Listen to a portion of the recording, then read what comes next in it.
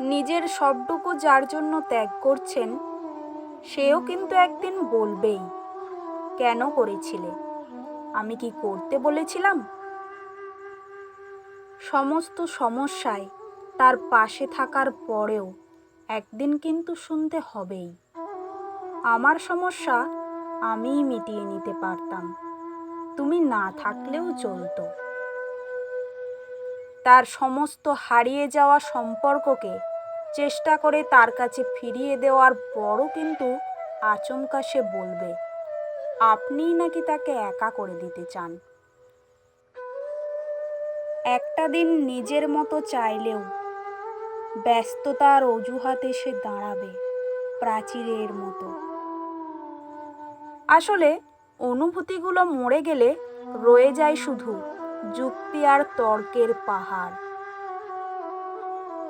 তখন কথার পিঠে কথা বসে, কে ভুল কে ঠিক এর লড়াই চলে। কারণ সেই বিশেষ অনুভূতিগুলো তখন মৃত।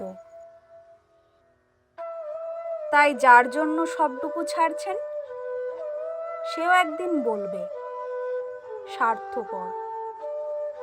সেটা বুঝে নিয়েই ত্যাগ করুন, কষ্ট কম পাবেন।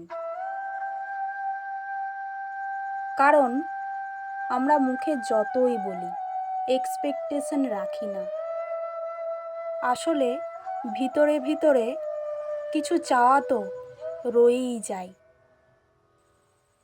একটা একলা সন্ধে, একটা নিশ্চিন্ত বিকেল, হয়তো তখনও চেয়েই যায় মনে মনে। তাই তো আঘাতগুলো আঘাত হয়েই আসে, আর আমরা নতুন করে ভেঙে পড়ি। তাই তো মনকে বারংবার বলি, চল জটিল হয়ে যায়। কিন্তু অবাধ্য মন তবুও আশা করতে ছাড়ে না। আশা থাকলে আশা ভঙ্গও থাকবে নিশ্চিত। জীবনটা ঠিক পাহাড়ের বাঁকের মতো, অসম্ভব রহস্যময়। আজ যেটাকে নির্ভেজাল ভালোবাসা মনে হচ্ছে,